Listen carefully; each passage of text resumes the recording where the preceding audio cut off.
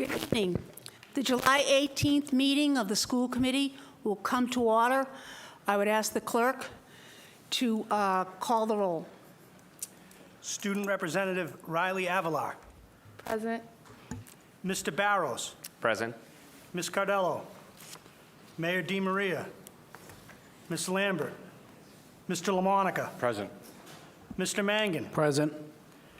Mr. McLaughlin. Present. Mr. Marcus. Here. Ms. Sarni. Present. Madam Chair. Present. 7 members present. 7 members present. We have a quorum. Could we all please stand and salute the flag?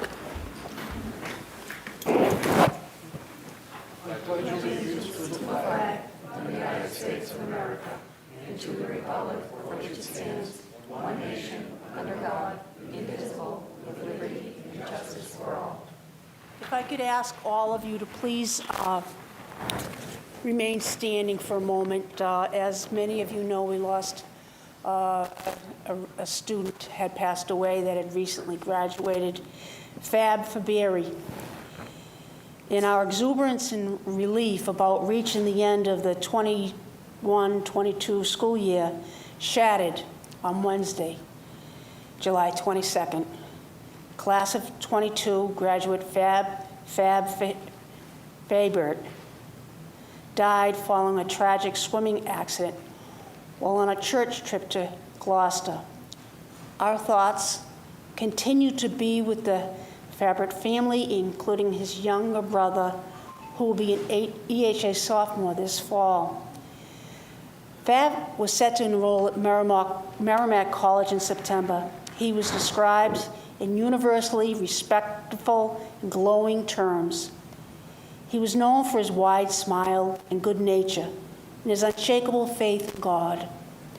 In addition to his family and friends, this loss was met with shock and profound sadness by our teachers, our staff, our school committee, and especially those who have had the pleasure of knowing Fab over the years. This was also an especially excruciating loss for the EHS football program. Fab was a proud member of the Crimson Tide, beloved by his teammates and the entire coaching staff. On June 24th, we had counselors and staff available at EHS to provide in-person support to students and staff. Our Selwell team, social emotional wellness team, contacted students who we knew were close with Fab to offer them grief counseling. And head coach Rob DiLoretta and athletic director Tammy Turner were in regular contact with Fab's family to offer every ounce of support and comfort they could provide.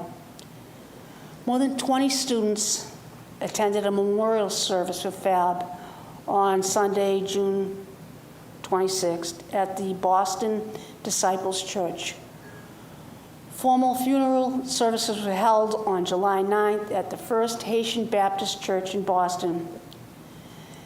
And before we begin tonight, I ask all of you for a moment of silence, and I just want to state that I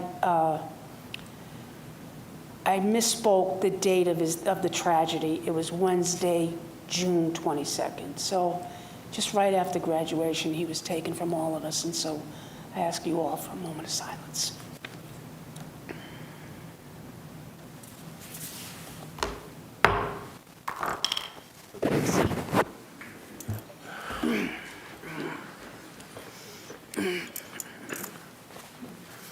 Okay. Mr. Mark. I thank you. I just wanted a quick personal point of privilege. What's the point? Safety, health, integrity, or personal property? Well, this was a coach of the team. I couldn't make it tonight. I just wanted to say that the plaque was sent down to him, Stanley Chamberlain. It was I put on the whole school committee. So I dropped it off for him. He couldn't make it. And he did a great job with the kids. He was one of my... He did, but this is not a point of personal privilege. Okay. Thank you. He did a great job. He did. Mr. Mangan.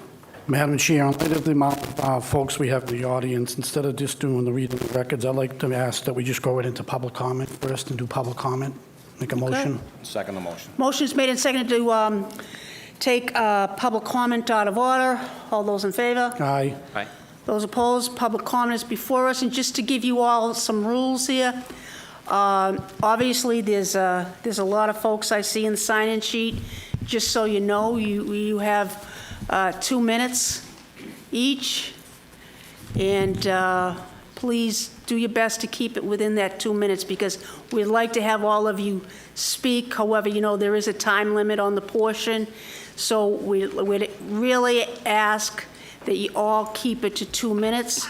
I first have on my list a Joseph Montagna from Somerville. Sir, if you Madam- could state your name. Joseph Montagna, Somerville. Madam Chair, can you hear me if I speak through the mask? Yes, I can. Okay. It's good to see you again, Madam Chair. Thank you. Superintendent.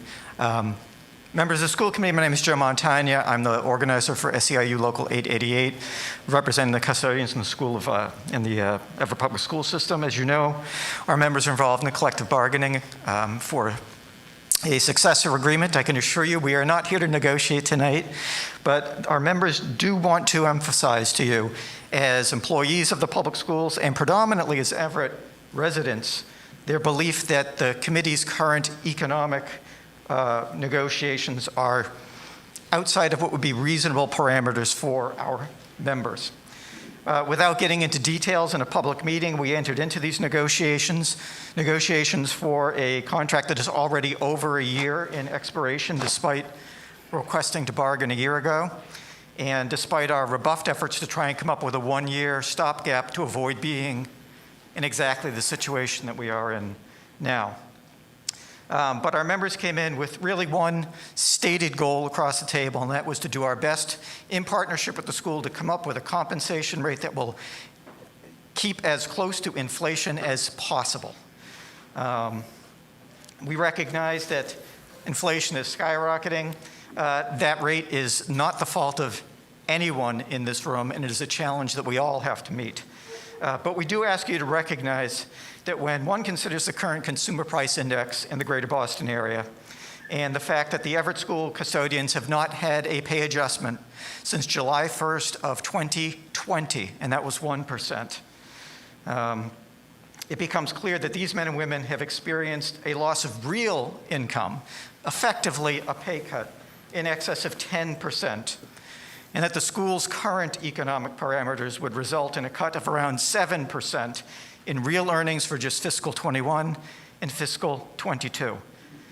That effective pay cut is unacceptable for employees who've worked through most of the pandemic in person, on-site providing services crucial to limiting the spread of illness among staff and students, who have been working in a school environment driven by city politics beyond their control, who have worked and responsible for maintaining school facilities filled far beyond their capacities, who have been working without a permanent experienced manager overseeing their department, and who have been working, strangely enough, through the emergence of new social media campaigns that encourage students online to target facilities and restrooms for acts of vandalism. We believe and we hope that you will find this unacceptable as well, that you are a school committee responsible not just for the children and young adults in your care, but also for the men and women in your employ, many of them your own former students, and their families and children who depend on you as a responsible employer, just as you depend on them as responsible employees every school day and then some year-round. Thank you very much for your time.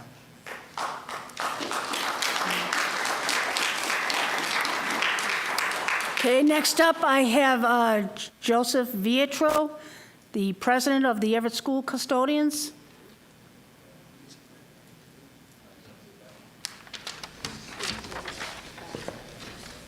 Good evening. I am Joe Vietro, president of the Everett Public School Custodians. With me is Johnny Marazzi, vice president of the Everett Public School Custodians. We are here speaking on behalf of our group. Currently, we have 36 full-time members. We serve well over 7,000 students citywide. Most of the custodians working now have attended and graduated from the Everett Public School system. Also, most of our custodians' children, past and present day, attend and have graduated from the Everett schools. Most of us live in Everett. We either rent or own a home. We vote and pay taxes here. We are a humble, hardworking, blue-collar team. We take pride in our schools and our jobs because we are from Everett. The custodians do more than just take care of the appearance inside and outside of the buildings. During the school year, we take on many other additional duties, such as security guards, helping out with city and school events, as well as answering to the principals and teachers. We had a busy school year this past year, and now we are still going strong with all our summer programs that we have in the buildings. The new school year starts next month, and there's much work for the custodians to do to get ready for the opening. We just wanted to touch base that we come in and day out. We bring our A game because we believe Everett schools are Everett's pride. Thank you.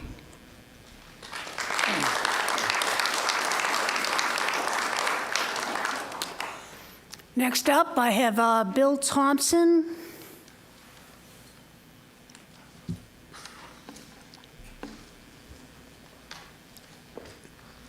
Good evening, Everett School Committee. I came here tonight to speak on behalf of extension of the superintendent's contract. And, excuse me, I'm not going to read all these articles, but the highlights. In a resounding display of respect. This is from Friday, June 17th, The Advocate. In a resounding display of respect and admiration from her colleagues throughout the Commonwealth, Everett Superintendent of Schools, Priya Taliani, I'm sorry if I'm saying the name mispronouncing it, has been honored with the 2022 President's Award by the Massachusetts Association of School Superintendents.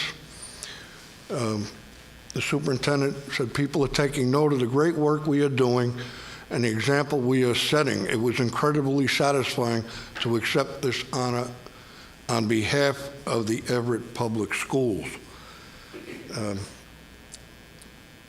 Towards the end of the article, on June the 17th, I consider it my responsibility to match the students' bravery. Superintendent as a leader is resilient, courageous, strong, traits that are now essential strands in the district's DNA. The POR, that's the gentleman that gave her the award. She expands the capacity of individuals, teams, and projects. She works tirelessly but deliberately. She asks questions, encourages debate, and is unafraid of respectful and professional dissent. There is nothing she cannot handle. She is an example of courageous leadership for equity. A little bit from the following week, The Advocate, June 24th. The superintendent says, I love my job being a superintendent, and she was requesting a vote that night for an extension. And I'll wrap it up here. Of course, she wants the extension. She needs yes votes, a majority, to extend her contract for 4 more years to June 30th, 2026. And I've seen and I heard a lot the last number of months, and always positive. I never heard anything negative about the superintendent. I seen her at one of the city council meetings a couple months back, and I met her a little bit May 23rd at City Hall outside. And anyway, to me, somebody that gets that highest award for a superintendent earned and deserves a raise. Not a raise, but an extension of her contract. And thank you for listening. Okay, next we have Linda Maloney.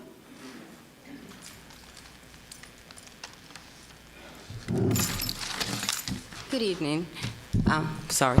Thank you for the opportunity to speak tonight. My name is Linda Maloney, and I'm an administrative assistant at the main office in Everett High School. I have proudly worked for the Everett Public Schools for 36 years. I'm here tonight to give some first-hand factual information regarding Everett High School. As you all know by now, Mr. Eric Norman and Dr. Andrea Tringali, principal and vice principal of Everett High School, were not reinstated to those positions for the 2022-2023 school year. I wanted the public to know they both did a fantastic job. This past year was probably the toughest and most challenging year I've experienced in my 36 years in Everett High School, in the Everett Public Schools, mainly because we were short-handed most of the year. We had 2,200 students and 250 faculty and staff. At the beginning of the 2021 school year, we went from 5 administrative assistants in the high school office down to 2, myself and Kathy Fossey. The following positions at Everett High School were never replaced this past school year: World Language Department Head, CTE Director, Portuguese Translator, and a Dean who left in December that was never replaced. Also, a Security Director was never hired until July 1st. I know this is specifically no one's fault. It takes time for vetting applications, and lack of people applying is certainly a problem. On top of that, Kathy Fossey left her position on May 11th, and her job was not even posted until June 1st. And she still has not been replaced. It was hard enough for the two of us to do the job of 5, but it was nearly impossible for me to do 5 jobs alone. Everyone at Everett High School pitched in and helped to replace all the missing people. We all worked as a team. I felt it was very important for the public to know that although we were short-handed, Principal Eric Norman and Vice Principal Dr. Andrea Tringali, who, by the way, also continued as the World Language Department Head, did a wonderful job keeping the high school running so well. They deserve a lot of credit and a huge thank you for making sure Everett High School succeeded through it all. The new administration chosen for Everett High School, Mr. Dennis Lynch, Mr. James Murphy, and Mr. Stanley Chamberlain, are wonderful gentlemen. All of them originally came from Everett High School, and we're happy to have them back. I just hope the school committee understands that it's extremely important to have all the positions at the high school filled to make sure the school runs smoothly and make it a better year for everyone. No school can work properly without providing them with the proper personnel that is needed. Although it is no one's fault, we need to do better for both our faculty and our students. Thank you for listening, and have a good night.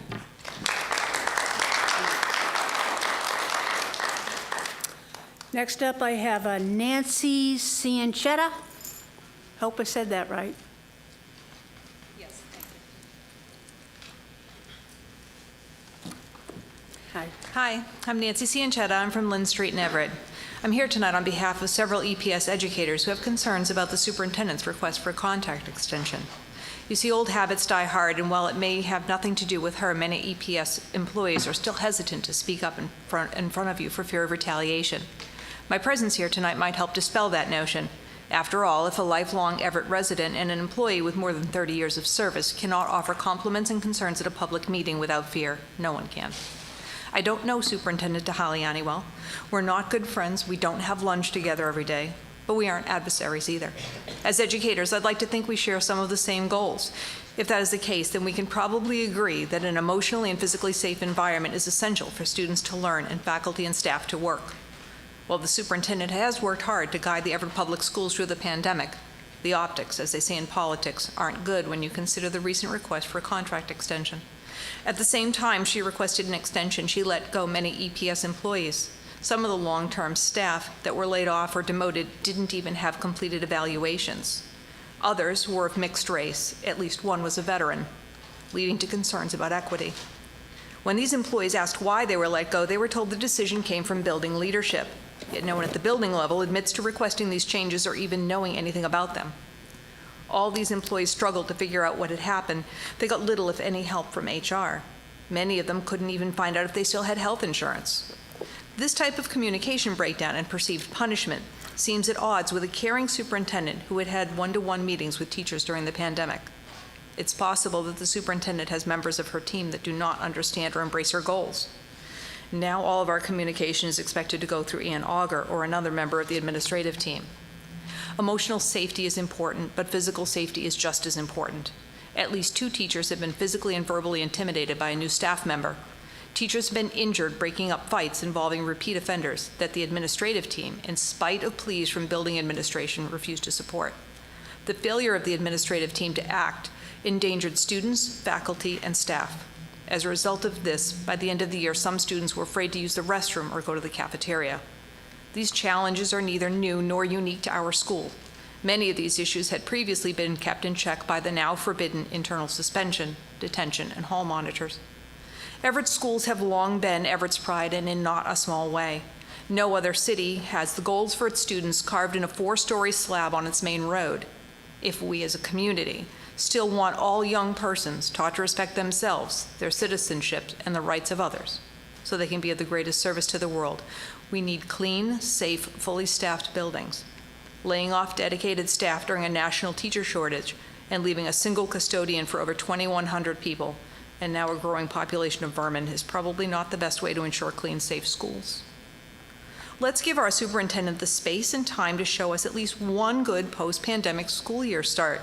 If this school year starts well with fully staffed schools, reasonable class sizes, adequate supplies, and appropriate schedules for all of our students, we should definitely revisit the option of the extension.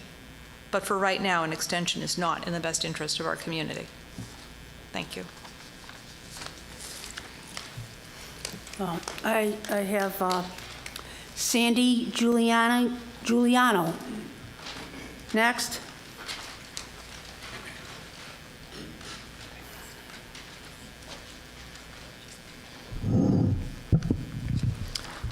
Good evening. My name is Sandy Giuliano, and I own and operate JRS Properties in Everett Square. I don't usually get involved in school committee business, as I haven't had school-aged children in years. But I feel compelled to speak tonight in support of the superintendent. In 2004, when our daughter was approaching her high school years, my husband and I were forced to make a decision between sending her to a private high school or leaving our home. We chose to move. We felt that, despite the propaganda about how wonderful the high school was, it just wasn't. It's as simple as that. There were police on duty and there was violence, and that was 18 years ago. To condemn this articulate, competent, respected woman because violence in the school is wrong. Just plain wrong. Watch the news. This is happening all over our nation. Everett is not unique to this. Superintendent Talahani should be considered a treasure. She was confronted with COVID almost immediately and did her best to navigate this unprecedented occurrence with courage and thoughts to the education of the students. There doesn't appear to be a valid reason not to extend this woman's contract that I can see. As I have repeatedly stated before the City Council, please leave politics out of this and do the job you're elected to do. Your positions here are even more important. You should be the watchdogs for the children. They are the city's future. Having a strong, educated woman of color leading them on their path to adulthood can only open doors for them and help make their futures brighter. Vote to keep Priya. Thank you for your consideration.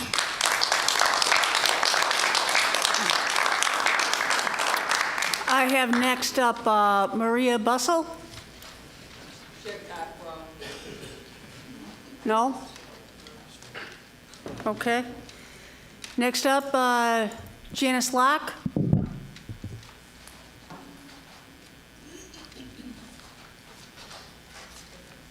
Hi, my name is Janice Lark. I'm an Everett resident. I don't have any children in this Everett schools, but my nieces graduated from Everett High. And I just want to say I can appreciate everything that these ladies spoke about, all the concerns that they have about what's going on in the schools. It happens in every single institution. Everett's school system is not unique. But here's an opportunity for you to do something positive for the students and our city by extending the superintendent's contract. Maybe some of you don't see color, but the superintendent is currently the only person of color in leadership, in a leadership position in the city. All students benefit from seeing her in her position. Vote to extend the superintendent's contract based on her ability and proven track record. Leave personalities out of this. You are elected to serve the students of Everett, not the mayor. If you're picking a side, be on the side of the students. They are Everett's future. Thank you.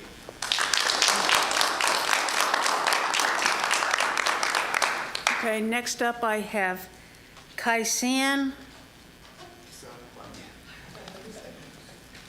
How do you say that? Kisan Upadhyay. Thank you very much. Hi, my name is Kisan Upadhyay. I'm an Everett resident since 6 years back. Moved from North Carolina. And I don't have kids at Everett High School or anything like that, or any Everett territory, but I have a store that I own right here on Main Street. A lot of the kids from my high school come to my store. Many of them are in a lot of turmoil. Some are come there just to check the store out in a group of young teenagers and distract you and try to steal some product from your store and just open the door and run away. This is some behavior that I've noticed for the last 3 years that I own that store. That's because our education system is not strong enough, good enough, where the kids are not taught what they need to be taught. That's how I feel. I raised 2 kids in North Carolina, put them through a private Christian school. They never behaved the way these kids are behaving in this town. And I think it's part of the problem is our school system here is also very overcrowded. And there are a couple of schools here in the Everett area that are just closed and don't have any students in there. And 1-to-1 ratio, student-to-teacher ratio is too great, and they don't get proper education and the instruction that they need to follow and do the right thing, what they're supposed to do. As this lady behind me just said, I listened to them about how education is so important in our kids' future. I'm a person also who grew up on the streets myself in Kathmandu, Nepal. I grew up as an orphan. I made my way to USA at age 17. Studied my way up, worked as a director for biomedical engineering department here, right at Melrose Wakefield Hospital. I see the trend here, what's going on. We are not given a chance to a right person who is doing the right stuff. We are discriminating in another sense. I feel like minorities are not getting a chance here in Everett's area by the leadership here. I'm a minority myself. I don't see any other minorities here, to be honest with you. I went to one of the city hall meetings a couple of weeks ago. There was a bunch of young kids. They ran through the city, marched through the city hall in front of it. They were all talking about discrimination and how the city officials are trying to put all these minorities to the level where only the white supremacists exist here, kind of situation. I feel very bad about it. I'm not talking anything negative about it, you know. As I see our new superintendent who came here in Everett, who's one of the best superintendents in Massachusetts ever known, Priya. She also comes from a third world country like I did, where the education system is not that great. She perhaps grew up just like I did. I don't know her very well, but I've read about her, and I've talked to many people about her, and when the time she came in here, she came in at a time where the COVID had just started, and she did not get to do and fully execute what she wanted to execute and wanted to do for the city. From what I've seen, she was nominated the best, one of the superintendent in Massachusetts area, and she'll be here in Everett City now. I like to see her continue to support our school system, just because of her background, how she wanted to help other needy children, just like the way I grew up, and the kids in Everett that are coming to my store, messing things around. Her goal and purpose in life is to properly educate and teach them the things that they're supposed to learn in school. Thank you so much.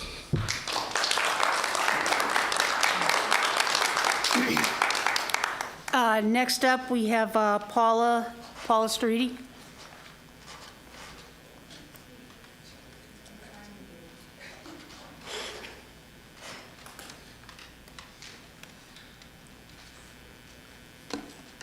Good evening. I'm going to cut back on my time so I don't spend all night here with you all. So first, the City Council will be bringing up Pope John at the next City Council meeting, and I ask you all to contact all the City Councilors and the Mayor and stress the need for Pope John to remain a school to alleviate the overcrowding in the Everett High School and the other schools. I know you all agree that teachers and students deserve a better learning environment than reconfiguring storage rooms and closets.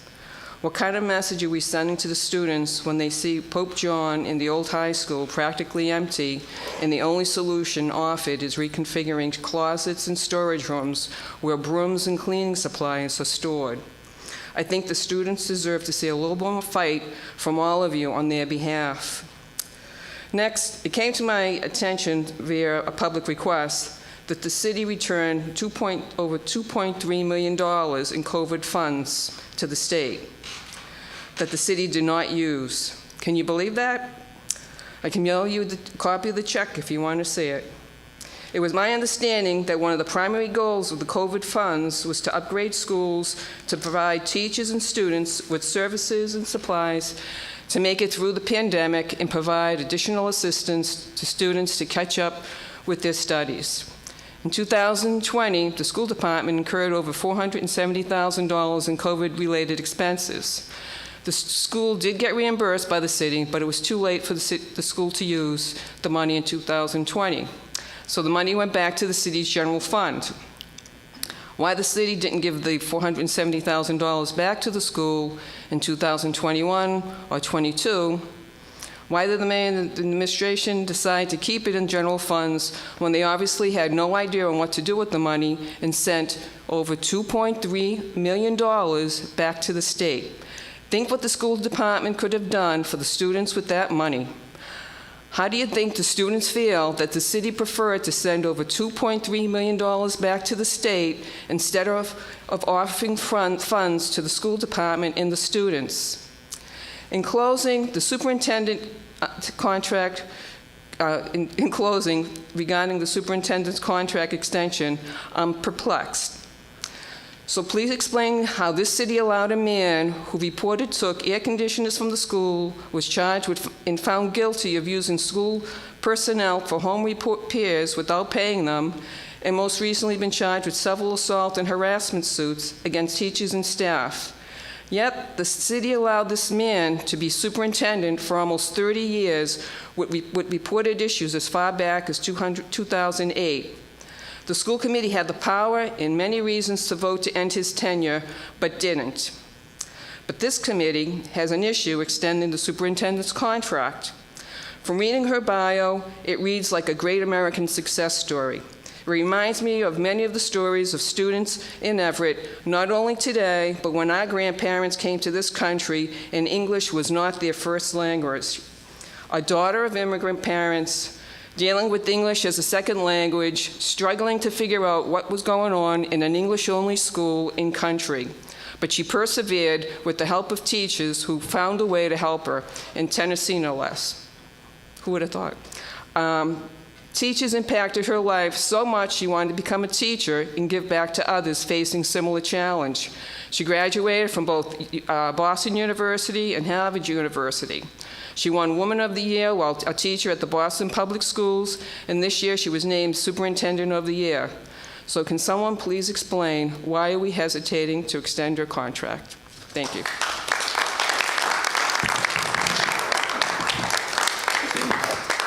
Next up, I have Eileen Lerner.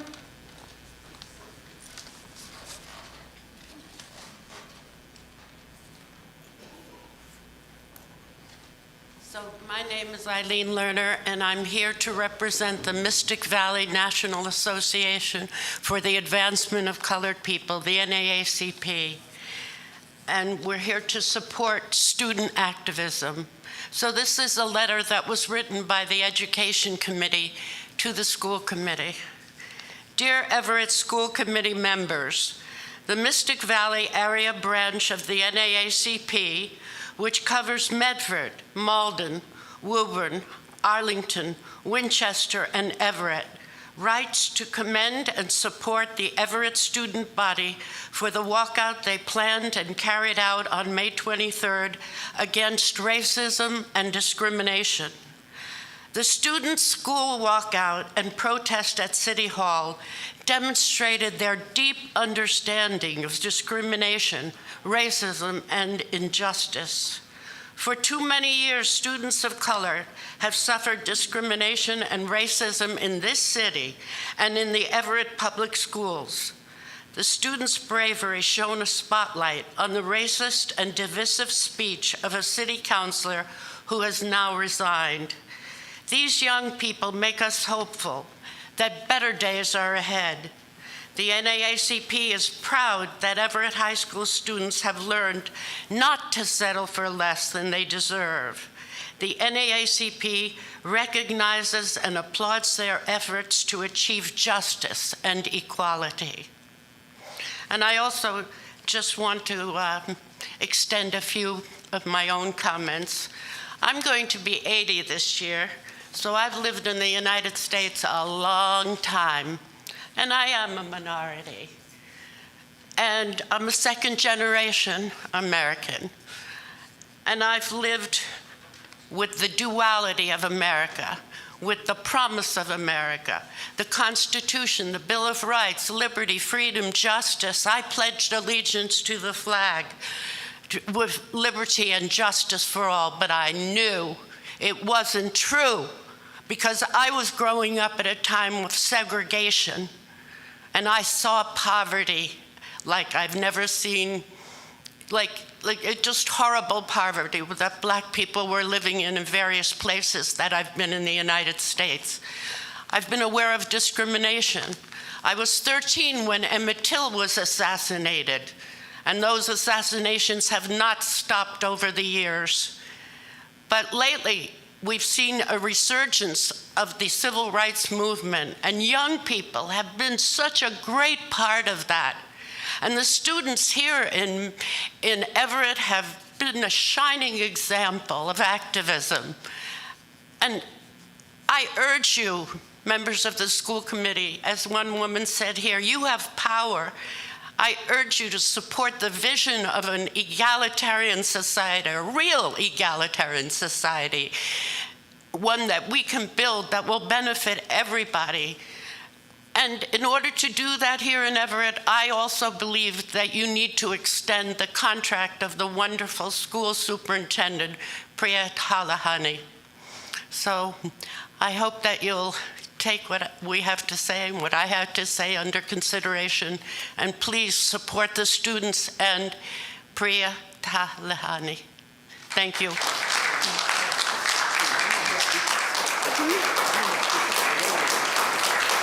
Yeah, I know, but we're gonna keep going. Madam Chairman, do we have any more guests? Because we will have to extend our time. Right, we just have one more speaker. Well, I'll make a motion to extend the time. Motion is made and seconded to extend the time of the public speaking. All those in favor? Aye. Those opposed, the ayes have it. Okay, next up I have Mr. David Fortin from Cedar Terrace.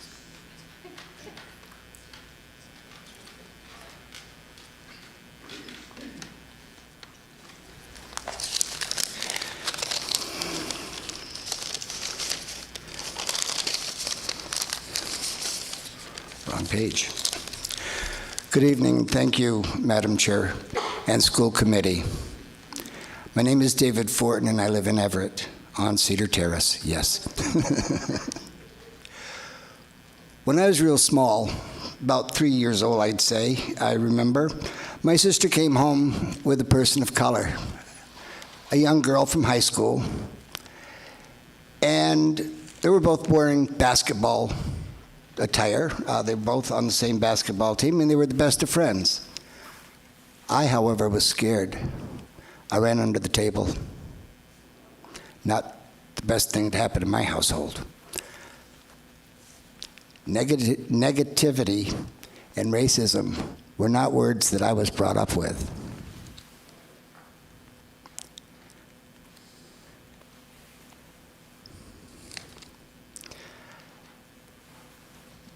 Let me go on here.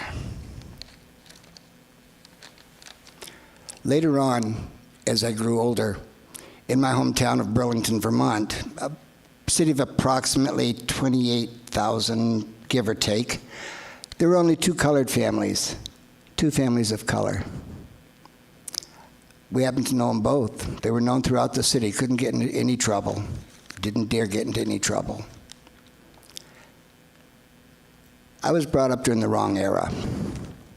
I should have been brought up more along today's era, where everyone tries to get along or should try to get along.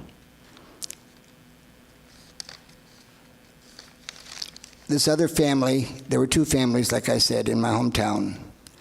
And the second family lost a young man in Vietnam whom I was very close to. And it was a surprise when I happened to read of his announcement.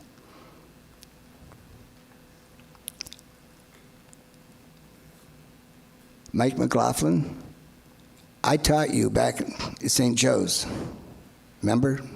7th and 9th grades.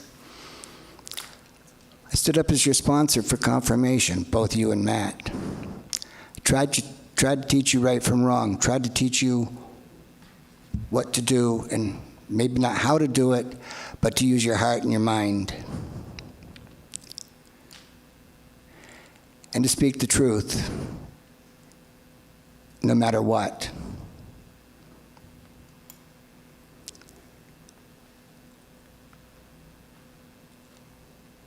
Because of people that I have met in my past life, or in my past, I strongly support this superintendent here. I am not a student of Everett schools. My wife is. My father-in-law taught trade school, taught graphic arts for approximately 30 years, retired.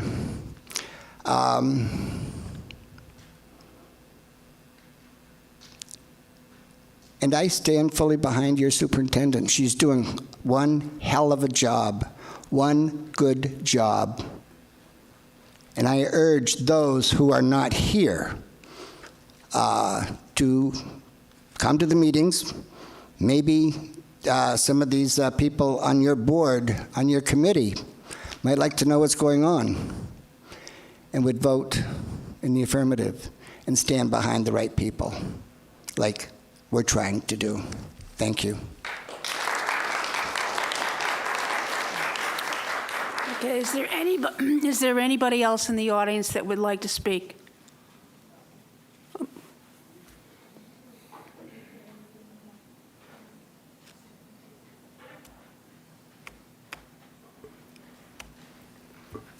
Ma'am, if you could state your name. My name is Mariel Seguja, and I am from Everett. I was born here. I'm the president of the fashion club here in this school, and I am formally asking for the Everett High School to open an account for our club. Okay, then. Thank you. Thank you.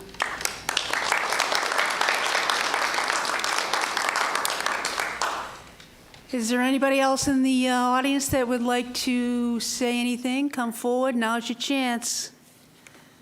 What's that saying, speak now, or? Seeing none, I'll make a motion, then we close public comment, please. Second the motion. Motion is made and seconded to close public comment. All those in favor? Aye. Aye. Those opposed? The ayes have it. You're Make a so motion to moved. refer back to order of business. Second that motion. Motion is made and seconded to refer back to the regular order of business. Superintendent Talahani.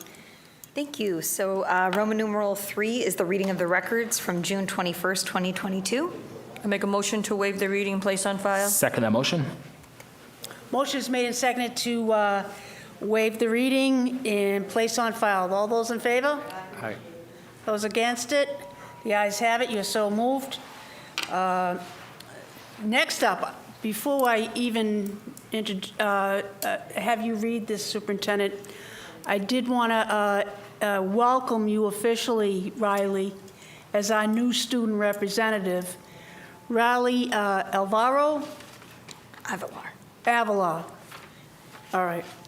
Welcome aboard. Do you have a student update for us today? No. Okay, that's fine. So I'll make a motion to refer back to sponsor. refer back to sponsor. Second that motion. Motion is made and seconded, refer back to sponsor. All those in favor? Aye. Those opposed? The ayes have it. You're so moved. The superintendent. Thank you, and I just want to take an opportunity, too, to welcome Riley to our committee. It is just the beginning of her tenure, and it is the summer. And so I know she and I had spoken that she does not have a report for this particular meeting, but we look forward to hearing from her quite a bit over the next year. One second. And before we go on anymore, I forgot to announce that unfortunately, Ms. Lambert is going to be missing her first meeting ever tonight due to some family illness, so we want to wish them well. School committee member Cadello is also not able to attend tonight, so we want to wish her well as well. Thank you, Superintendent. Wonderful. So we'll move on to Roman numeral 6, the report of the superintendent, and we will start with the superintendent's update. All right, so good evening, everyone. I hope everyone is having as good of a summer as we are. Oh, it sure is.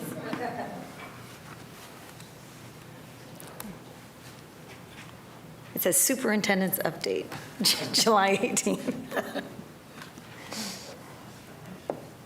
But so while that's coming on, tonight's presentation is going to feature a couple of highlights from our summer programming. And before I begin, I did want to recap some of the announcements that were made previously in the summer. I don't want to be redundant, but I did want to make sure for anybody who hadn't received the communications that everybody is aware of some of our new administrative appointments. Am I supposed to do something?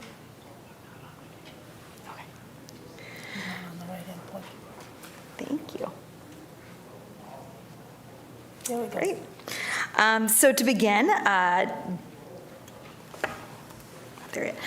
Dennis Lynch is the new principal of Everett High School. His tenure is underway, and he and his team are working very hard to prepare for next school year. His vice principals are Stanley Chamberlain and James Murphy, and all three have ample experience in the building here in Everett High School, but also in the Everett Public Schools. And so we're very excited to have their leadership team on board. Whittier School Assistant Principal Nancy Sutera is succeeding Mr. Lynch as principal of the Parlin School. Ms. Sutera is a longtime EPS educator and administrator with 12 years experience as an assistant principal, 4 at the Parlin and 8 at the Whittier, so we're very excited to have her in that role. Lauren O'Connor is the district's first ever director of security. Ms. O'Connor is with us tonight, and I will actually be introducing her in more depth later on this evening during our security update, but I did just want to welcome her. We're very excited to have her and her family here today.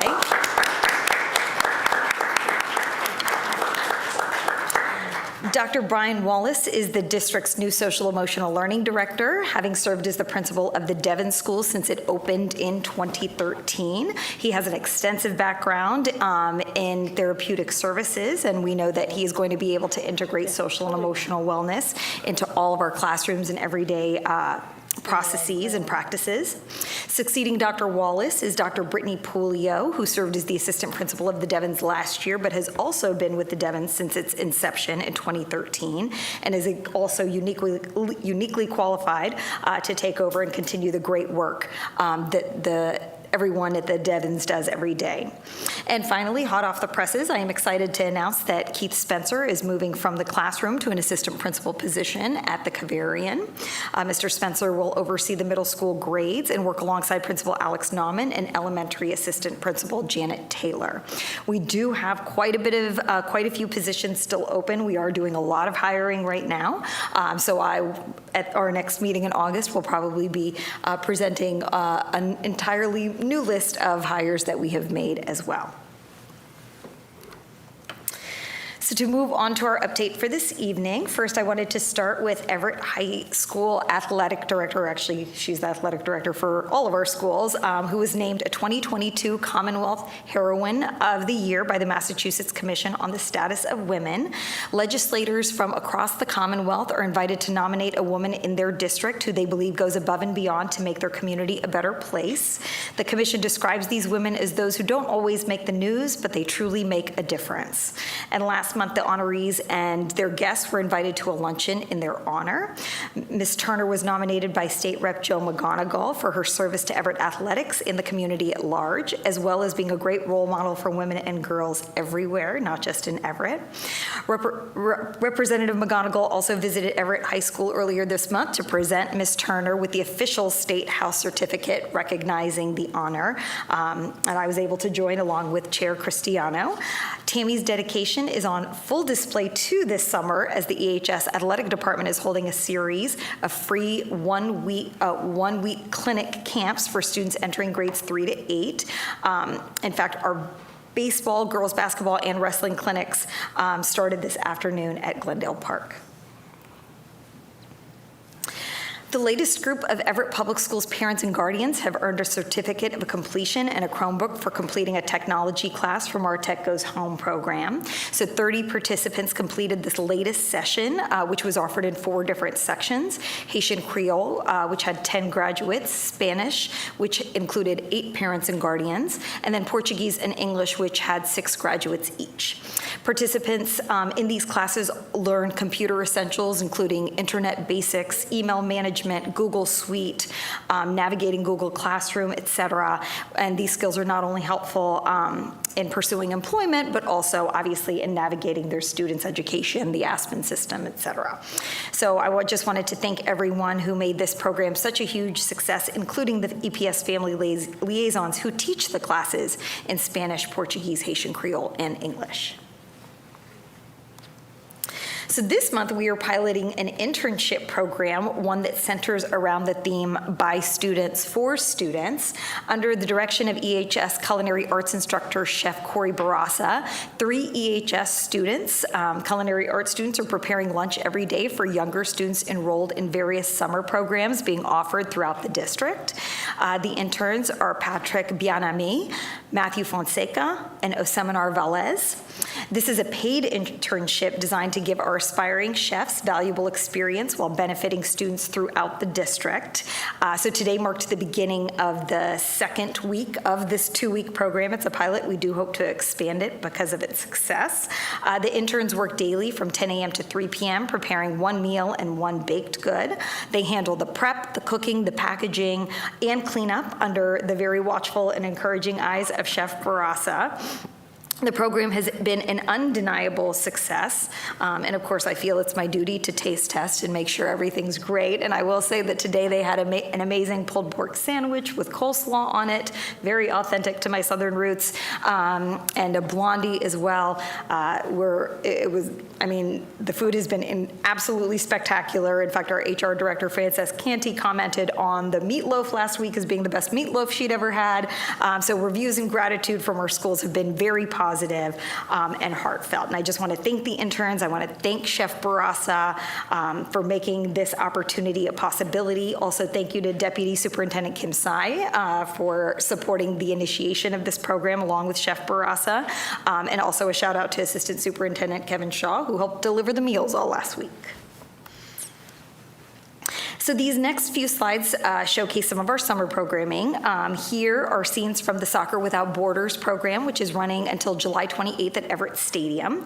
Participants enjoy in soccer instruction and games, art activities, team building, and cultural exchange. And the objective of the camp is to allow the youth to connect socially with their peers, also to provide a safe space to play, to support physical and mental health, of course, and to provide a chance for students to practice English in a relaxed and encouraging environment. We are once again offering free academic enrichment programs at multiple elementary schools, so we're operating at full capacity as this is proving to be a very popular option for our families. The Enrichment Academy is held daily from 8 a.m. to 12 p.m. and includes lunch. Classes are taught by EPS educators in math, literacy, and science, and also making sure to emphasize a lot of fun activities. The session started on July 6th and runs through August 9th, and this slide shows the 7th and 8th grade students at the Lafayette working on the Tallest Tower STEM project. Pictured here are 3rd and 4th graders at the Parlin School. So we currently have 860 students enrolled in our K-8 summer school at the Parlin, English, Whittier, and Webster schools. 72 EHS students are also taking advantage of a credit recovery program here, and an additional 27 students are enrolled in the EHS English Learners Academy.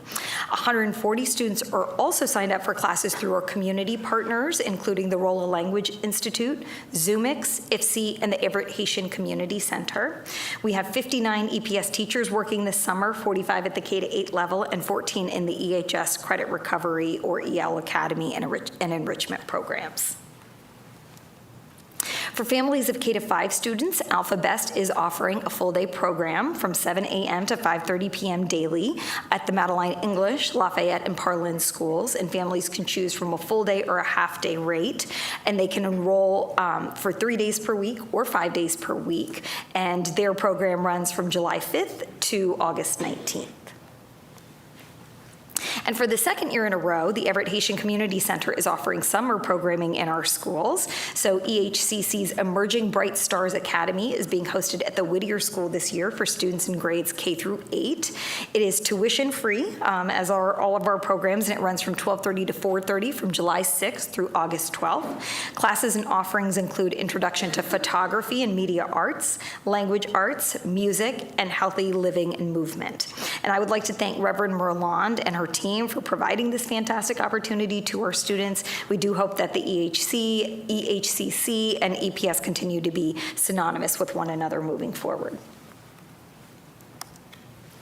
The district also began a new partnership with a new employee assistance provider, All One Health. So we did have the chance to review our employee assistant provider during the 2021-2022 school year, as we knew our contract with our previous provider was coming to an end, and we're very happy with the results of this process. Led by Frances Canty, our HR director, we carefully vetted several options before going with All One, which has a long and proven track record of providing employees and their family members with free and confidential help and referrals. The Human Resources page on the EPS website features a lot of information about All One Health, as well as a link to sign up for its work-life portal. We encourage our staff to take some time this summer to review the complete range of services that our EAP can connect them to. There is a wide variety. All One can help with issues including emotional or stress-related problems, financial, legal difficulties, life coaching, medical advocacy, and assistant with daily concerns such as elder and adult care. And again, this is free of cost to all of our staff. I also wanted to take a moment to recognize, which we did earlier in a letter, but I just wanted to take a moment here to recognize the EPS teachers who retired following the end of the 2021-22 school year. And the 7-person list includes Everett High School's Peter Leahy and Audrey Yanoff, Paul Crowley and Lord Patriquin Muis from the Madeline English, Judy McLaughlin from the Parlin, Sherry Lyons from the Cavarian, and Suzanne English from the Webster. So we wish this magnificent 7 a happy and healthy retirement. We did discuss our summer reading program during our last meeting in June, but I just wanted to circle back to it quickly this evening because I have been receiving questions.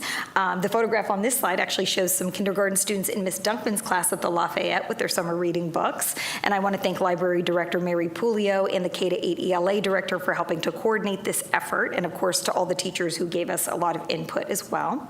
The reading lists are located on our website under departments. The page features summer reading pamphlets, all of which are available in English, Spanish, Portuguese, and Haitian Creole, and they're also broken down by age group, K-2, 3-5, 6-8, and 9-12. So we would encourage all students and families to read as much as possible this summer for enjoyment, but also just to make sure they're keeping up with their academics over the summer and avoiding the summer slide we sometimes see in the fall. And we certainly think the resources that we've provided are a great way to promote literacy without the stress of a formal reading requirement. Under the direction of Learning and Instruction Director Ann Auger, and with the critical assistance of our EHS TV crew, we have published a series of videos highlighting the sensational work our educators accomplished during this past school year, especially in providing targeted supports to students during their WIN or What I Need or intervention block. They are on our website under News and Announcements. We produced 5 different videos, one each for the Parlin, Lafayette, Kafarian, Webster, and Whittier schools. They really spotlight the work of our teachers from this past year, and so I definitely encourage you to watch them. And we will also make sure they're easy to locate over the next couple of weeks, and we'll put them out on our social media.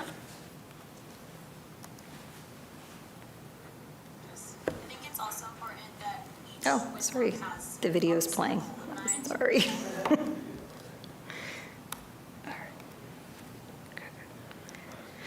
So also this past week, I had the distinct pleasure of presenting at the Massachusetts Association of School Superintendents conference as part of the Race, Equity, Diversity, and Inclusion Standing Committee representative, which I am for the Urban Superintendents Network. We presented this past conference the MASS Ready Guide, the Race, Equity, Diversity, Inclusion Guide that we drafted this past year, as well as the professional learning that will be offered moving forward to ensure that all superintendents are integrating this work into their school districts as is required by DESE moving forward. And in these pictures, I actually had the pleasure of joining a few students and superintendents on a panel to debrief the messages that we had just heard from the very inspiring keynote speaker, Ibram Kendi, who is the director of the Center for Anti-Racist Research at Boston University and has also written several books on anti-racism. Dr. Kendi recently received the MacArthur Genius Grant and was also named one of Time Magazine's 100 Most Influential People. It was absolutely thrilling to actually have a front seat for his keynote speech, and it has been an honor for me to be able to take such an active role in the race, equity, diversity, inclusion, and anti-racism work that's being done both by the Department of Elementary and Secondary Education and the Massachusetts Association of School Superintendents, as again, they have identified this as a priority for the upcoming school year and upcoming school years for all school districts, actually regardless of student demographics. Now for some save the dates. We will hold our pre-K orientation events on Tuesday, August 23rd and Wednesday, August 24th from 2 to 4 p.m. Adams and Webster Extension families will hear directly from school leaders about what day their orientation will be held. Our second annual Back to School Bash is slated for Monday, August 29th from 3:30 to 5:30 p.m. here at Everett High School. But again, this is open to everyone. We had a huge turnout for last year's festivities, and we're hoping to see an even larger gathering this year. Finally, our district-wide all-staff professional development day will also take place on Monday, August 29th. The venue is the Hilton Doubletree in Danvers, and the keynote speaker will be Dr. Jeff Sweers, who is going to help us kick off our instructional focus for next school year, which is to increase student-to-student academic conversations. He is a senior researcher at Stanford University Graduate School of Education and is an expert in communication-based pedagogy, academic language, and literacy development across multiple disciplines. He has published multiple articles and books on these topics, and his research work and publications focus on improving the quality and quantity of peer-to-peer conversations to help students learn and grow. So we're really looking forward to that professional learning session in August. And now, by way of our safety and security update, I do have, again, some exciting news to revisit. As I mentioned previously, we have finally hired our security director, Lauren O'Connor, and she was certainly well worth the wait. Lauren O'Connor is a graduate of Everett High School and went on to pursue her bachelor's in criminal justice at UMass Boston. After graduating from college, Lauren began working in the security field for the Massachusetts Convention Center Authority. Lauren was a security dispatcher in the Control Center, the main resource for all security-related issues. After 6 years in the Control Center, Lauren moved into the position of Security Manager of Events, providing security and emergency services for all events taking place at the Boston Convention Center. In 2018, Lauren accepted a position as the Security Control Center Manager for the newly constructed casino in Everett, Encore Boston Harbor. Initially, Lauren helped create and maintain policies and procedures for the Security Control Center, which served as the focal point for all security-related issues at Encore Boston, monitoring all non-gaming cameras and door alarms, dispatching security and law enforcement personnel to address issues on the property, and monitoring several emergency management platforms also fell under her purview in the Control Center. And in 2021, Lauren was promoted to Assistant Director of Security Control Center and Emergency Management. In this elevated role, Lauren was responsible for creating and maintaining the property's crisis communication plan. In addition, she created a Security Control Center training manual and training checklist in the event of an emergency. Other projects under Lauren's scope of responsibility included assisting in implementing emergency checklists for all departments, ensuring all staff and personnel were trained on emergency procedures, and the implementation of emergency evacuation boxes that were mapped out and designated for each individual department on the property. She obviously has a very long, extensive resume and a lot of expertise, and the reason I wanted to go through it all is, as you see, it's very relevant experience and knowledge for what we are looking for here in the Everett Public Schools. So we're very excited to welcome her on board and for her to be able to set up some of these same policies, procedures, protocols, checklists that we so badly need here in our school system. So we're really excited to have her here, again, with her family. She started here, today was her absolute first day, and she hit the ground running. And I'm gonna go through a little bit just to remind everybody of the security plan that we created, but I'm very excited. I know you've seen these slides over and over. We've done the things that have been done. What are we doing? We did all of those things. And what are we continuing to explore? So today, Lauren was able to go through all of these steps, let us know what are some additional steps we need to begin, and really start to advise us on what is a long-term security plan for the Everett Public Schools with her lens and her expertise. So again, I just want to thank her and welcome her.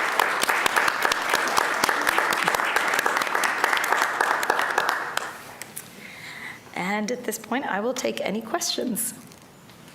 Mr. McLaughlin? In fairness, I don't have a question for the superintendent, but I would like to congratulate the superintendent because you couldn't have picked a better choice for director of security. My former classmate, my friend, Lauren O'Connor, and her family have served this community for a long time. Her uncle, her grandfather, her aunts, her father himself, many members of the family have contributed so many different aspects to our community. And to have one of our own back in our schools lead in, she was a classmate, as I said, of mine. She knows what it was like being in those classrooms. She knows the firsthand knowledge of that.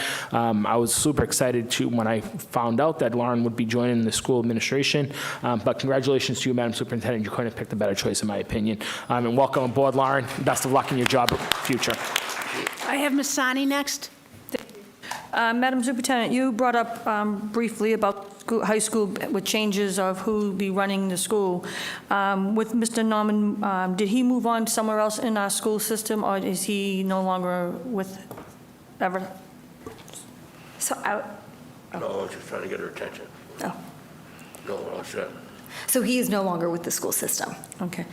And at one point, there was a rumor that he was going to be director of facilities, but that he refused. But the question is, Mr. Abramsky, he was in charge of facilities. Is he still with facilities, or is he also gone? Because I have calls that they don't know who's in charge of facilities, who's... Yes, that is a great point right now. I don't know how to answer that question, and I prefer not to talk about personnel, but yes, we've been having trouble figuring out our operations right now and getting in touch with Mr. Obremski. So if anyone has any concerns with the facilities, should they reach out to you or anyone in your staff? Yes, we've actually let everybody know as of today that myself and Ms. Tsai can be contacted. Okay. I know that is your job to hire someone. I'm only going to make a suggestion that if you are going to hire someone for facilities, they have a background with facilities, a project manager, someone with knowledge of, because we have a lot of projects coming up, fixing the buildings, and I think they need to have knowledge of mainly everything of like a project manager. So that's just a suggestion. But oh, I don't think that's a suggestion. I think that's a requirement. So absolutely. And again, like sort of as we did with our security director position, if anybody on this team would like to serve on those interview panels, we're always welcoming to this group to provide input.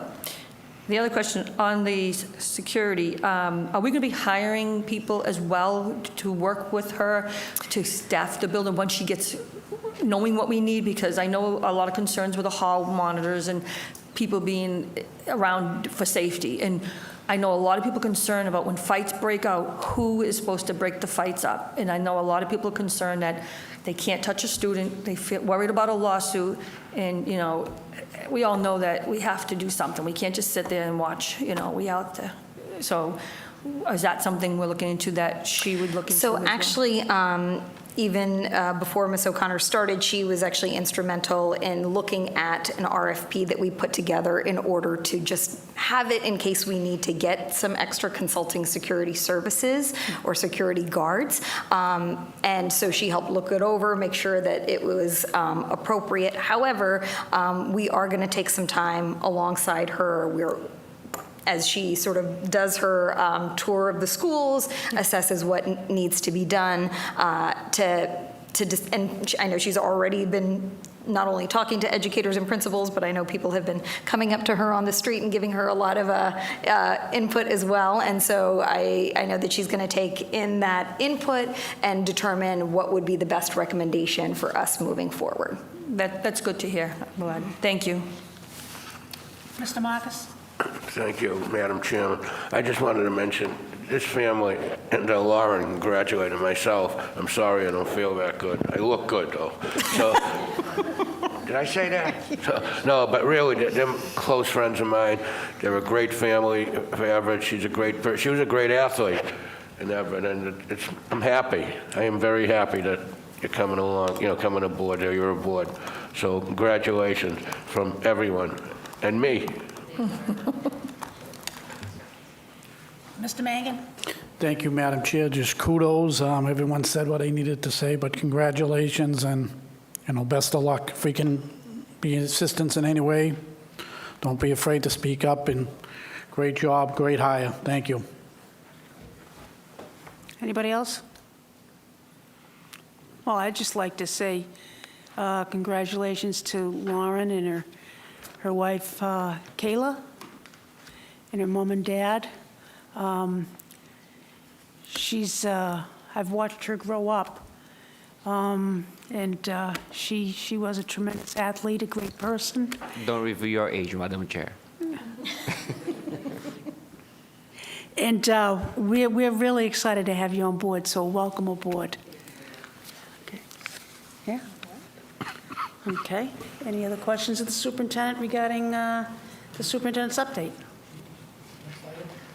Next item. So item number 2 is to request approval of the settlement agreement between the Everett Public Schools Administrators Unit B. Now, items 2, 3, and 4 do need to be voted on separately, but I was hoping to just speak to them collectively.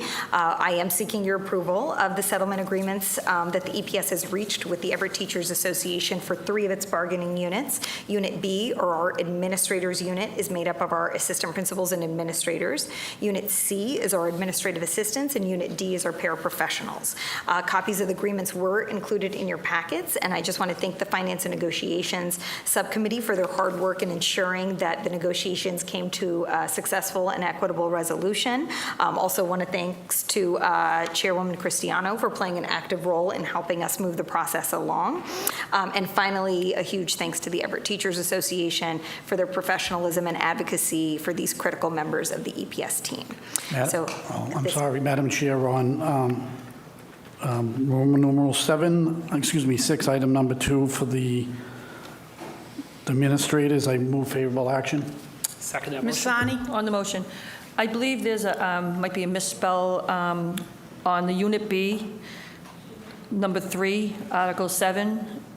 It says replace the cumulative up a minimum of 105, and then it says 135. Oh, thank you. So I think we have a misspell there. So we do have to amend that. Is it supposed to be 135 or 1? Yes. Okay.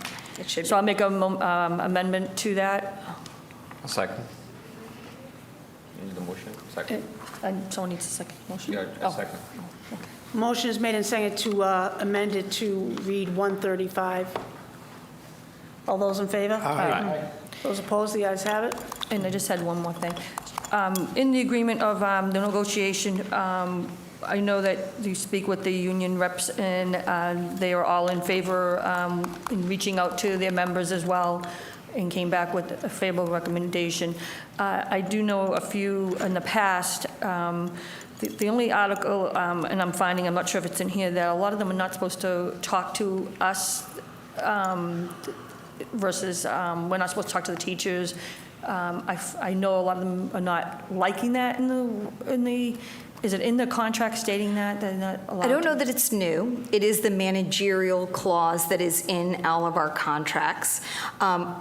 It is not appropriate for personnel matters to be discussed. Even today when we were discussing them, it's a little uncomfortable to be answering specific questions about specific personnel. So again, as a school committee member, obviously you have constituents, and you can certainly address constituent issues, but as far as personnel complaints, those are not supposed to be addressed through the school committee, or they should just be referred back to the administration. Right, which I remember we discussed before. Yeah. So I just wanted to make sure, because I know, some of them, they're Everett residents as well, and they come to us, and, people get nervous talking to someone else, and they feel comfortable talking to us and going to you or whoever we need to. But I understand that's in the contract and that we have to follow. But I'll go with favorable recommendation if that's the body's. Motion is made and seconded for favorable action on item 2. Clerk will call the roll. Mr. Barrows. Yes. Mr. LaMonica. Yes. Mr. Mangan. Yes. Mr. Marcus. Yes. Mr. McLaughlin. Yes. Ms. Sarni. Yes. Madam Chair. Yes. Seven members in the affirmative. We have none in the negative. The motion is passed. Thank you. Item number 3 is to request approval of the settlement agreement between the Everett Public Schools and the Administrative Assistants, Unit C.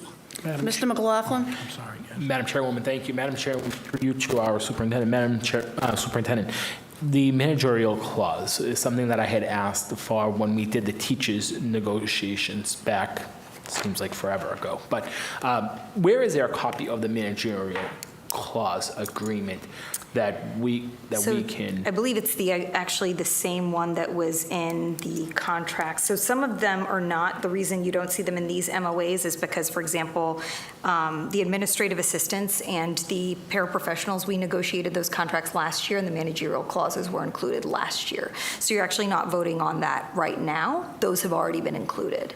So they would be included in their full contract. So when you received their old draft contract, when we were negotiating, they were in those. Okay, that's fine. I'm just asking, where can my colleagues and I get a copy of them to actually be able to read? So I can send to you the contract. Could you, just so that we can actually see, so we can? Yes, so that you were given copies at the meetings of those contracts, the full contracts. They were in there, but I'm happy to send them to you again. Okay. I don't recall seeing that, but I'm happy to look at it again. And if that, I think we're not allowed to take any information out of those meetings, right? So if we're allowed to now because it's voted on, is that? Well, they're actually on our website too. The current contracts, I believe, aren't they up on our website? Yes. Okay, then I'll just go to our website and look at it then. Thank you for that information. And I would just say as a member that I want to thank you, Madam Superintendent, Madam Chairwoman Cristiano, and Chairman Mangan for your due diligence in probably one of the most important things that I've done on this school committee, which is be able to come to a resolution with these contracts, and have been excited to sit a part of these meetings and learn and participate. But it has been a real team effort to establish these, and I'm sure we'll continue to do that as we go forward with the last and final custodial one. Thank you. Favorable action. Second. Second. Motion is made and seconded for favorable action on item number 3. Clerk will call the roll. Mr. Barros. Yes. Mr. LaMonica. Yes. Mr. Mangan. Yes. Mr. Marcus. Yes. Mr. McLaughlin. Yes. Ms. Sarni. Yes. Madam Chair. Yes. 7 yeas, 0 nays. You have so moved. Superintendent? Thank you. Item number 4 is to request approval of the settlement agreement between the Everett Public Schools and the paraprofessionals, or Unit D. Favorable action on the motion? Second. Motion is made and seconded for favorable action on item number 4. Clerk will call the roll. Mr. Barros. Yes.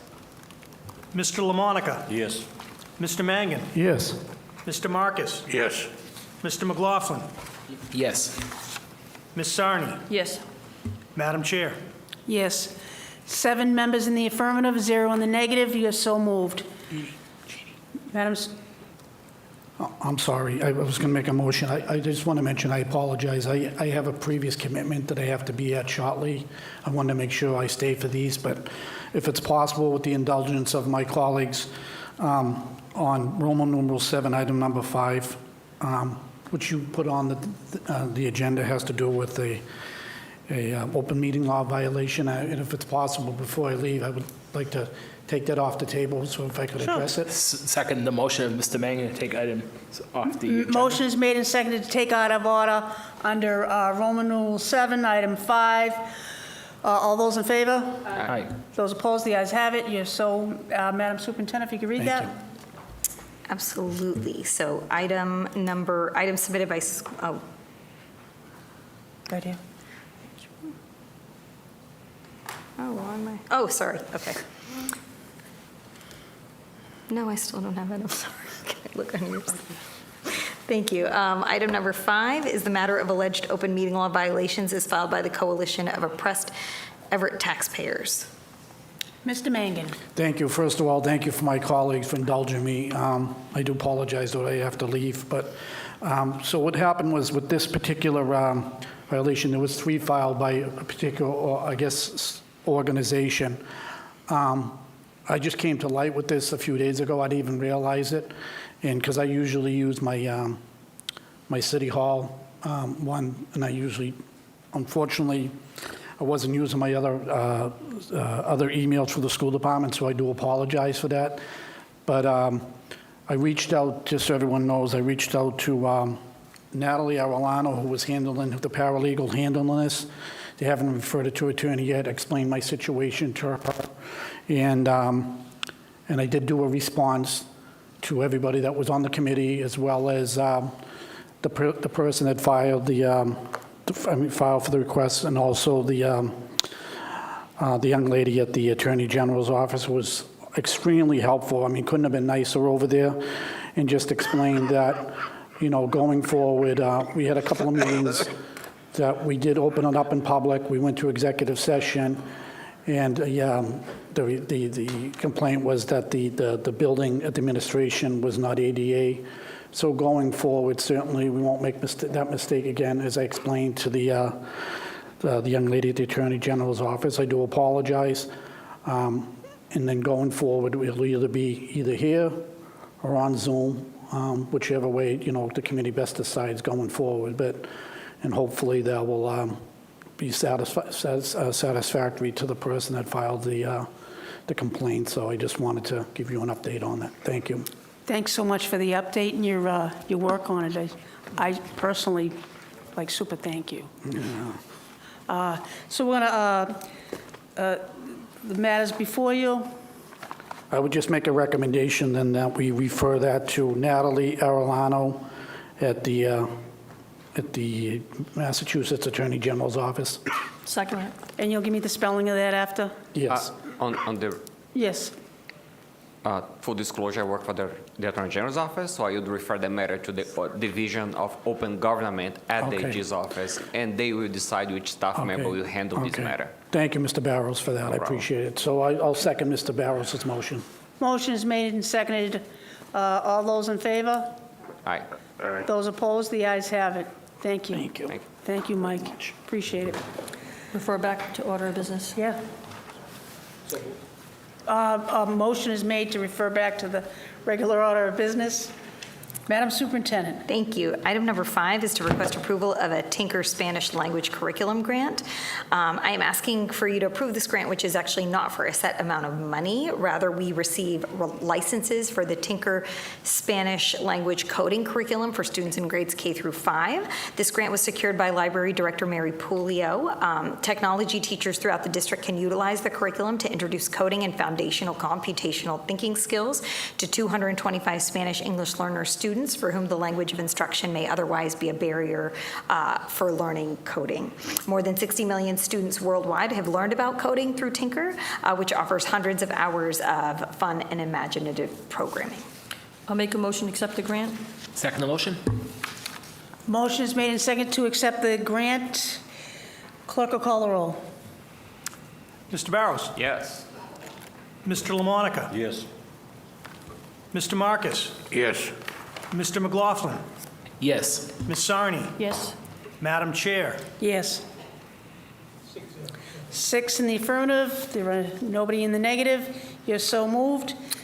Madam Superintendent, next item. Thank you. Item number 6 is to request approval of the Whitson's wage increase. So as per our contract with Whitson's, our food service provider, we must vote on their wage increases yearly. Whitson's is requesting the go-ahead for a 3% wage increase for its team members. This is consistent with what Whitson's is proposing in its other partner school districts. The financial budget projections included in Whitson price proposal call for a total payroll cost of $1.9 million, or $1,953,088. A 3% increase would increase payroll costs by an estimated $58,593 per year.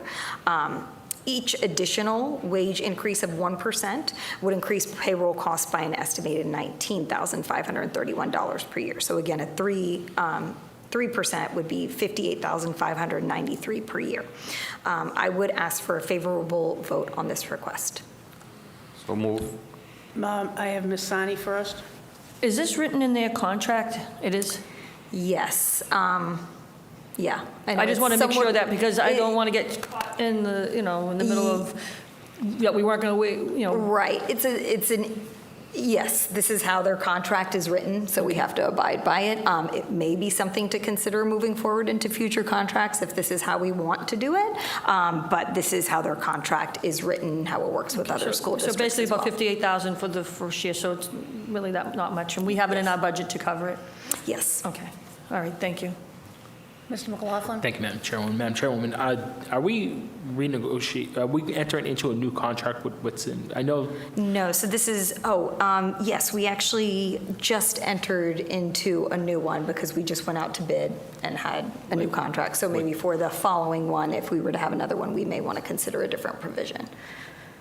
But would it not be appropriate for us to send this to committee and discuss now, because this would be the time that we could discuss this clause in this new contract that we're about to enter into? We already entered it. We already entered. Mm-hmm. I don't think it has gone into effect, though. But it has. However, you could still refer it to a committee to discuss the percentage. Yeah, I think that's. So my question is, so if we went out to bid recently, within the last few weeks, right? Mm-hmm. And then when did it get awarded? Not awarded, excuse me. When did it go into effect? July 1? Yes, and I think we awarded it at one of the previous school committee meetings in June. Okay. So would this be appropriate time to discuss the percentage for the coming, so it wouldn't go into effect for this term, but it would go into effect for the coming, but would it be appropriate to discuss it now for the coming? And I'll yield the floor to my colleague, Mr. Barros. Thank you, Madam Chair, and thank you, Mr. McLaughlin. We had the contract on our hands. Any change on that contract, we would have had to review before we voted. So we voted as a body and accepted with the contract in our hands. So if we want to make any change for future contract, we are, as a body, more than welcome to do it now. What we cannot do is modify what we already had voted because we had that contract in our hands. Right, and I agree. So that, but it's annually reviewed, right? So we agreed for this year that we would support the 3%, 58,000 or so. 3%. 3%, okay, for this year.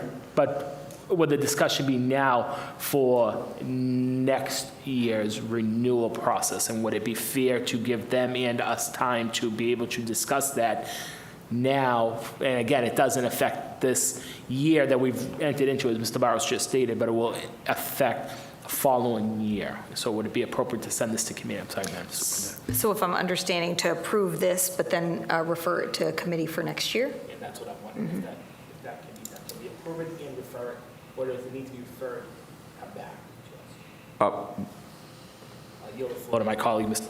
for clarification. Thank you, Madam Chair. What I would recommend is for all of us to look at, especially members of the Finance Committee, to look at the language of the contract, review again the language of the contract, see if the language of the contract says that it's an yearly increase, which means that we will be approving this for this year, and then the committee would look at the contract to see if in the contract it already states that it is every year that we have to do that increase, or if it is a percentage increase every year. Not sure if I was clear. So having that increase now, because this committee already approved, but then the subcommittee could look at, along with our chair and our attorney, read the contract again to see that clause. And then if that's the case, we can negotiate for the next year the percentage of the increase. So, Madam Chairwoman, thank you, Mr. Barros, for your clarification. Masani? It's helpful. One question before. We just went into a contract with them. So why are we are they asking for wage increase already? So it's part of their yearly process. But their contract just got renewed. We just took their contract right now. They're the only ones that Yeah, they did not put in any increases. They didn't put any increases. They just threw a contract at us and then just... Yeah, and the food service contracts go through DESI. I do think that there would be some merit in us potentially going into a committee on this, only because the contract language is, I will say, it's not very explicit. We have had to talk to our attorneys about it, and there is not only what the contract language is, but there is past practice as well. So we're kind of trying to stay with past practice, but the language is a little bit unclear, and so if we wanted to dive into it more deeply, I think we would be able to do that. I do suggest, like my colleague said, to go to committee and discuss before even voting on it, because if they gave us a contract, we're changing what we already agreed upon, not to increase other people so I think we should put it in committee and discuss it, and it's up to my colleagues. So I am making a motion that we place this item into finance and negotiations for a meeting to discuss this percentage increase of the Whitson wage contract. And invite, if I may, invite our attorney. And invite Mr. Galvin. I'll second that. Yeah. Motion is made and seconded to send this item to the Finance and Negotiations Committee with an invite to Mr. Galvin so we can discuss this matter further. All those in favor? Aye. Those opposed? The ayes have it. By the way, nobody's leaving now, okay?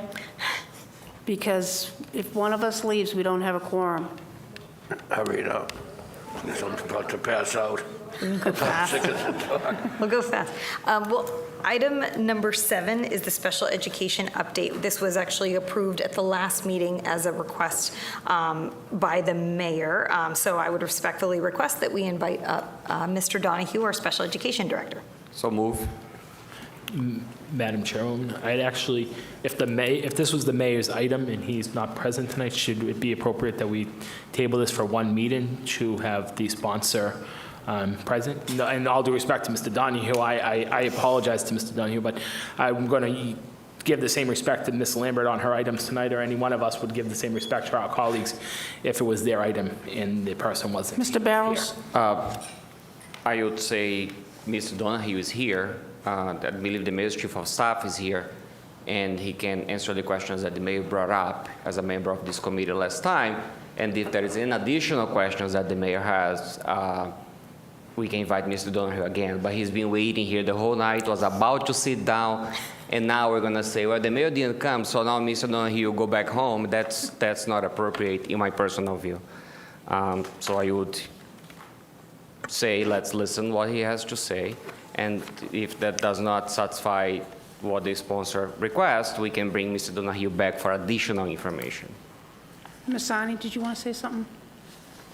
Okay, I have 2 motions here. First motion is to invite Mr. Donahue to come forward. All those in favor? Aye. Those opposed? The chair's in doubt. Roll call vote.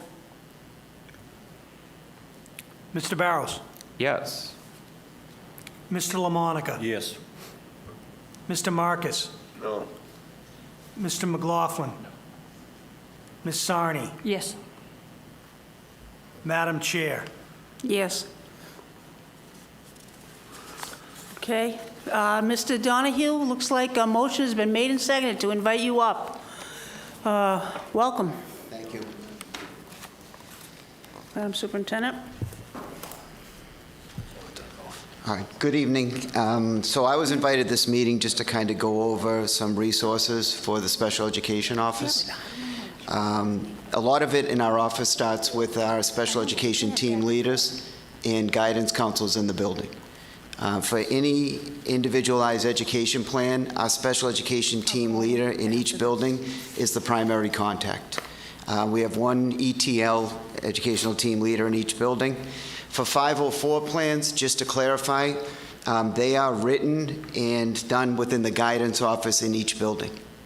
So they're written yearly, there's meetings yearly, and those 504 plans are really designed to provide accommodations to students so they can be successful in the classroom environment. The IEP is more focused on specialized instruction, so always think of the IEP document as more of a teaching and learning document. Some additional supports include school staff, central office staff, our Special Education Advisory Council, and of course the Department of Elementary and Secondary Education. I'll be brief, but just the building-based supports really consist of principals, assistant principals, guidance counselors, crisis counselors, again, our team leaders, teachers. They can all provide valuable information to parents. In going to any of those people, any of those staff, that helps the process for getting any help you need within special education. Everett Public Schools also has a dedicated staff of parent liaisons, and another helpful group that's been real helpful to me too is our Parent Information Center.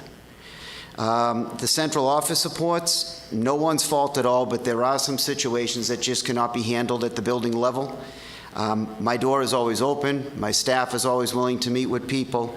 If parents need something done or they just have questions, feel free to reach out at any time. I think one of the more important groups in our city is our Special Education Parent Advisory Council. They meet 4 to 5 times a year. They go over things like parents' rights, procedures, and they have presentations of different groups in to help parents. Another great resource is the Elliott Family Resource Center. They're located at the old high school.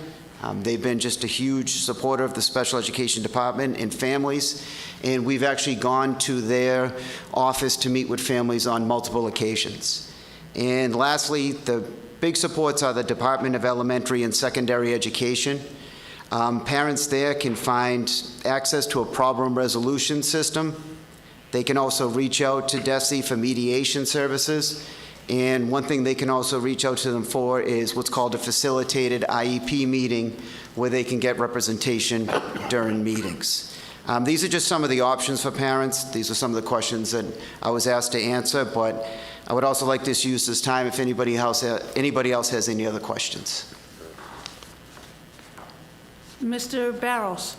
Thank you, Madam Chair. Through you to Mr. Donahue. Thank you so much, Mr. Donahue, for presenting. How many students do we have, or at least I should say, we've had in our school year that ended in our special education program? I think 1,313 at the end. 1,313. Yep. Out of 7,000 students, Superintendent? I think we're still right around there, between 18.5 and 19.5% of the student population. Got it. Has that increased for the past few years? Have you seen an increase every single year, or at least for the past 3, 4, 5 years? You've seen an increase, or it's been... It's more year to year. It went down a little bit during the pandemic, and then it started to rise up, but a lot of it has to do with families moving in and out. So that does drive the number, but it stayed relatively consistent in the time that I've been here. I think the lowest we saw it at was 1258, and it usually sometimes averages around like 1280. And do we have the enough and appropriate support for all these students? Yes, we do. Yeah, and teachers as well. Yep. And beyond teachers, all the staff members that are part of your department. Yeah, we have we are adding additional teachers in multiple buildings. We've been able to add extra educational team leaders, which I appreciate, because the goal is to have people doing less meetings so they can spend more time on each meeting. So that's been a huge help to us, and I think those are things that have made things a lot easier for parents and have produced better IEPs. Okay, thank you. Thank you, Madam Chair. Mr. McLaughlin. Thank you, Madam Chairwoman. Madam Chairwoman, through you to Mr. Donahue. Mr. Donahue, thank you. Mr. Donahue, a couple of quick questions that I'll ask. And again, so 1,313 students was last year's number. Recent years have gone down. How many faculty members are in the special education department? Say maybe, I don't know the exact number, but maybe somewhere around 118, 118. 118 staff members. Yeah. But you have to look at in some of the grades that there'd be one assigned to a grade, because some of the students only require a co-teacher. So those numbers, so someone could have a caseload of like 15 to 17 students in 2 different classrooms, and they can be in the classrooms at different times during the day. So yeah, I think those numbers are pretty much, I could go back and look though and get the exact total. Okay. Again, if you want to just shoot me an email or something, Absolutely, it's yeah. okay with... Yeah, because I'll add in the projected staff for next year as well, along with the number of paras and the projected additional paras we got for this year as well. And that's where I was going with my next question, is projected number on the incoming school year. And do you think that the increase, will there be an increase in the incoming school year? I know you said during the pandemic it went down, and around the average is 1,280, but do you think it will increase in the coming year? Do you guys have any rubric to be able to identify that, or? I always plan for it to increase drastically. Drastically. Just in case it does. So I always try to plan for like in the 1,400s. Okay. So if it ever does go up, I mean, you know, we have as many as hundreds of students moving in and out on a yearly basis, and you don't know what students are moving in, what students are moving out. So you always try to plan to have a little extra room in multiple buildings with staff. You don't know what students are coming in kindergarten, what students might need testing. So we we continue to do testing over the summer as well, just so we can forecast the numbers. But we always do plan for more students just in case we ever reach that number. Okay. And can you just in brief tell me the process that's played out if a student is thought of as needing an IEP in the school year? There's multiple processes, so it can either come from the parent, we get requests from doctors, we get requests from teachers, And a lot of times what we do is we either proceed right to testing or we put through students what's called a start process. It's the same as like response to intervention in other districts, where we have a meeting, discuss the issues with the student, we review some strategies to do over the next 6 weeks, then we have a second meeting, we review how those strategies went, we adapt those strategies, change them around a little bit, and by the third meeting, we make the decision whether to then advance the student on to be tested for an IEP. So in theory, a student could go from beginning identification of needing an IEP to the third and final step of entering into an IEP in somewhere around a 12-week period? It could be, or could be shorter, depending on the circumstances. We've had students come into the district that have medical documentation that require us to act right away. We can't take the time to look at the classroom and see how everything's going. So it really is something that's a case by case, because even doing an RTI process or a START process, some may last longer, some may be shorter, there may be greater needs, so it's a student by student. I've found over the time I've been here, it's very rarely consistent from student to student. So it's a individual case assessment? Yeah. Okay. And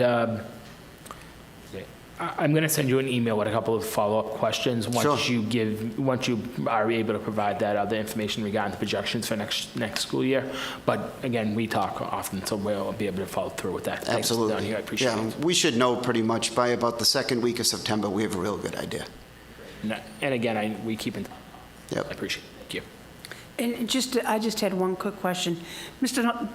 Donahue, but the whole process of the student evaluation, it's in line with the Commonwealth's mass regs on that, right? Yeah, everything we do is in line. Timeline? Yep. Yep, okay, that's great. Any other questions? Seeing Excuse me, none? customary thanks. And I'll make a motion that we lay this item over to the next meeting. Thank you. Motion is made and seconded to excuse Mr.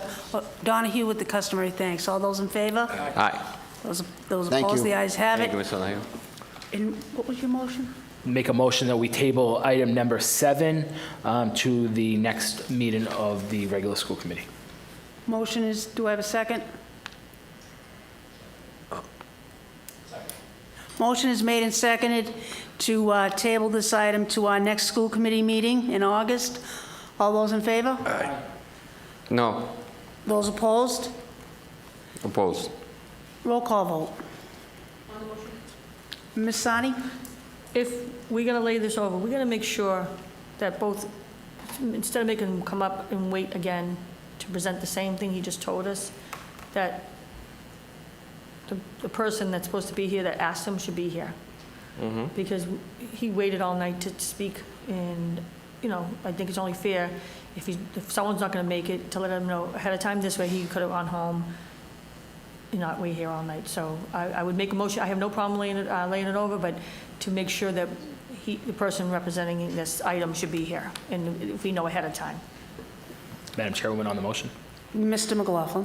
I truthfully thought that Mr. Donahue was here, as some of our other administrators are in the audience on a regular basis. I thought Mr. Donahue was here for that purpose this evening, not realizing that he was here specifically for this item. I knew he was here to represent this item, but I thought he was here this evening as we see other administrators to our left. So I agree with Ms. Sani, but I thought that he was here for that purpose as well. Okay, roll call on tabling this.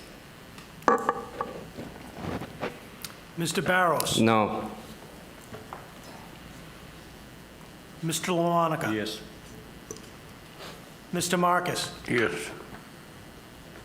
Mr. McLaughlin? Yes. Ms. Sarni? Yes, with acknowledgement.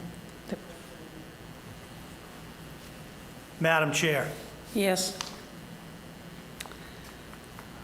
5 in the affirmative, 1 in the negative, it passes. We'll lay it over. 5 in the affirmative, 1 in the negative. We have so moved to lay it over to our next meeting. Thank you, Mr. Donahue. You can go hang around with the other administrators.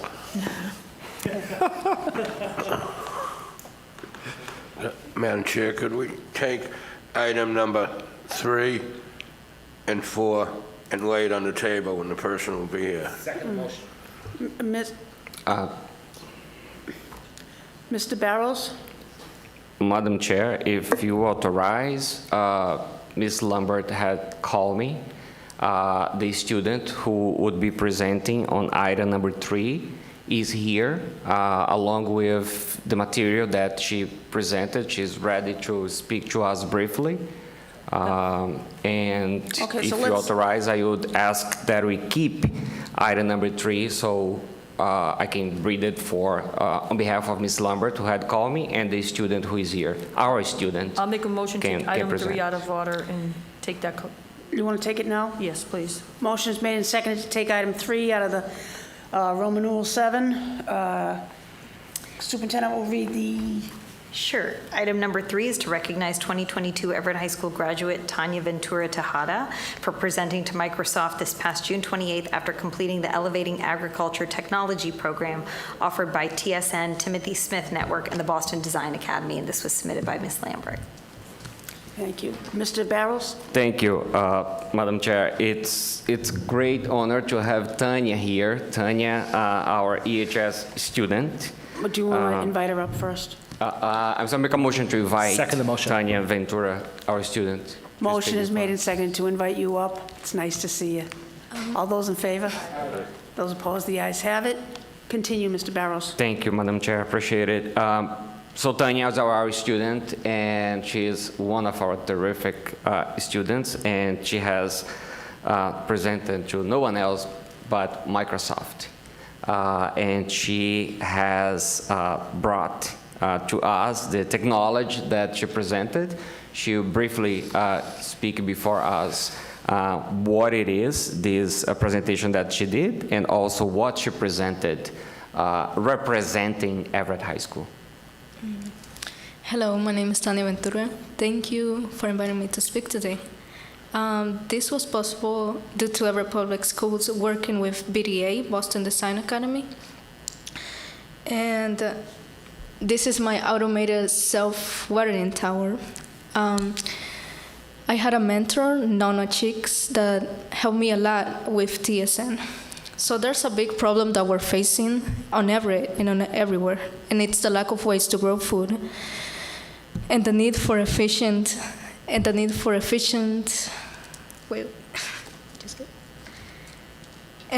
affordable and healthy foods. So when working with TSN, the problem that we were targeting was food deserts and the pandemic. So the solution was making a garden system that would be suitable all year round and that it could be indoor and outdoor. So this is my prototype, and this is where you plant the plants, where the vegetables are located. There's a wick, and this is the mini reservoir. So the wick will bring the water to the roots, which will keep the roots moisturized and make sure that the plants are in good health. Even though if you're working, you don't have to keep an eye on it because the plants will be moisturized. So in parts of the technology, right on this is all sustainable because this is all plastic. Right on this green bottle that you see right here, there's water pumps. The water pumps are connected with tubes, but it can also be straws. The water pumps pump the water to the mini reservoir, and there's a water level sensor that once it senses that there's no longer water, that's when the pump works and throws in the water to the mini reservoir. On this part right here where you see decorated, that's where the electronics are. This is where the water will come in. So on this mini reservoir, it can last you for 1 week. And then the one that is on the green, so this will basically last you 2 weeks to make sure that the plants are being watered. The impact that I hope this to make is for local farmers to be able to use it, even in winter, so we can get started with planting vegetables.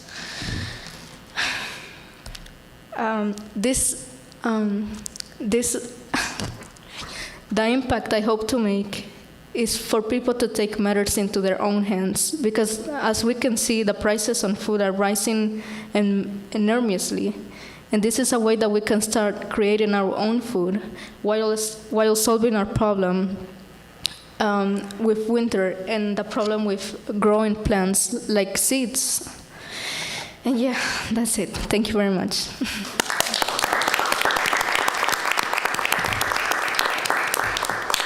So now you see, Madam Chair, why she presented to Microsoft. Absolutely. What's it called? Great job, great job. We're so proud to have you. Thank you so much. Do you have any questions that I probably didn't answer? Ms. Sani? Thank you. First, I want to apologize that you waited so long that we should have taken you earlier, and I do apologize from the body that we should have brought you sooner, but thank you. What a great job. And what did Microsoft have to say? Did they... Yeah, I learned many things. Did they offer you a job? Yeah, they advised me many things, and I learned a lot from them, and from a lot of people that I work with. I would also like to mention that this product is scalable. Like, you can put more, and that's why that's the design, so it can be a space saver, and that you can keep scaling. So the plant will grow, and then you move them into pots, so you can grow them in your home and yeah, keep them. That's awesome. That's good that people have different ways to grow and keep the water moving. Thank you. Does she want to sell that? Can I buy that offer? Mr. McLaughlin? Madam Chair, thank you. Through you, Madam Chairwoman, to our student.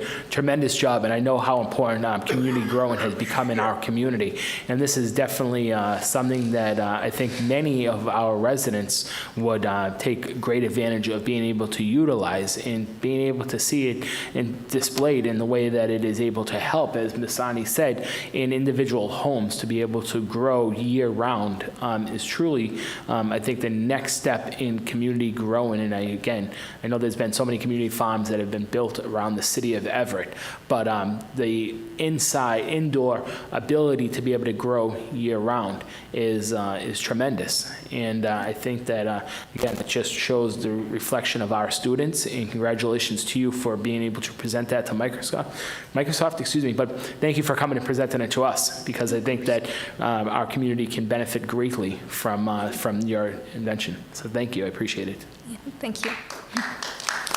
Thank you. Thank you, Tanya. Motion is made and seconded. Excuse me with customary thanks. Thank you very much. Your pleasure? No, just watch. Refer back to sponsor? Motion is made and seconded. Refer back to sponsor. All those in favor? Aye. Those opposed, the ayes have it. Refer back to order? Yes. Second. Thank you. So under Roman numeral 7, items submitted by school committee members, item number 1 is a request that the superintendent provide a monthly update on all school issues and safety protocols. The update can be included in the superintendent's update, and this was submitted by Ms. Sarni. Ms. Sani? I see you have done it tonight, and I'm hoping that this is something we can have moving forward if possible. If you don't have anything, say the first meeting, put it on the second meeting, and then if we don't have anything, just put, nothing new updated, just so maybe if something we hear, we can bring it to you as well and discuss. So it's something we can do on a monthly basis, if that's okay with you as the superintendent. And the body would like to see on this. My only concern with this is that, we haven't dictated what the superintendent's report's going to be, and would this be treading into waters where we're telling the superintendent what her report's going to be all about with... Oh, well, I'm asking her if she would like to. I didn't say she has to. I said, would she like to do something like this on a monthly basis to let us know? Because a lot of parents I'm hearing from just want to get updates, and see what's going on, the safety of the schools and stuff like that. I think we've demonstrated good judgment in what updates we've put in at different meetings, things that end up being timely, and sometimes there aren't any further updates to provide. If you wanted to include a standing item, maybe under the report of the superintendent, like item number 2, and have it just be the security update every time. I don't particularly see a need for it to be a standing item, only because again, we try to be judicious about what we put in and what is timely. To your point, security is certainly one of our main concerns. If there's ever a time that we wanted a security update, I think we had a committee meeting of the whole. It's obviously, this body can always request an item to be placed on an agenda for any one meeting. I just hesitate to, if we're changing the agenda itself, to include any new aspects that are every time. I mean, I just think it's working the way it is, so. All right, I'll refer this back to sponsor. On the motion, I have Mr. McLaughlin. On the motion, thank you, Madam Chairman. Madam Chairman, rather than doing it as a part of the superintendent's update, could we as a committee create an item on the agenda, on our agenda that's specific to, so under these other subtitles, unfinished business, new business, hearings, I'm thinking something like under hearings, could we put this as a standard item that says security? And if there's something for security that needs to be discussed, it would be added to the agenda under one of these subtitles, which could be new business or hearings. I'm still kind of trying to figure out why we have all these additional subtitles at the bottom of our regular meetings. So I'm just wondering if that's something that maybe we could add as a standard piece. And if there's no update or there's no information to be provided, then we don't do anything with it. But if there's something that needs to be provided or something that needs to be shared, we would have it under that numeral, that subtitle. Mr. Barrows? Thank you, Madam Chair. I particularly do not see a need to add an item called security in an agenda. It seems like that we are in a war zone. Like the majority of this body, or the entire body, just praised and praised the new director of security. Give the new director of security time to put a plan together to see what she's going to need, if she's going to hire staff. I believe that if members of this body hears there were fights at the high school, right? Call the chair of the superintendent. There were fights at the high school. What's going on? Place an item on the agenda regarding any update on security, but for us to add a standing alone thing in the agenda called security, what the superintendent would say, yeah, this month we had 3 fights at the high school. The door on the back, the alarm was broken. I really do not see the need for this. I am confident, based on the director of security that we hire, that she will probably, through the superintendent, be providing updates to this body. We have a new security plan in place that I would like to request. Remember, the job of this body is to approve not only budget and the hiring of the superintendent, but especially policy, new policy for these schools. That's by law our role. So if the director of security put a new security plan in place, the superintendent would have to come to this body to request. We would have to read in advance, send to subcommittee if it's needed. So I think we should put a trust in the administrators that we hire, which includes the new director of security, instead of having a standing alone security update, especially now that we have, as everyone sitting here tonight, called a new outstanding director of security in place. Thank you. Mr. McLaughlin? Thank you, Madam Chairwoman. Madam Chairwoman, I share the sentiment that we do have a great director of security coming in.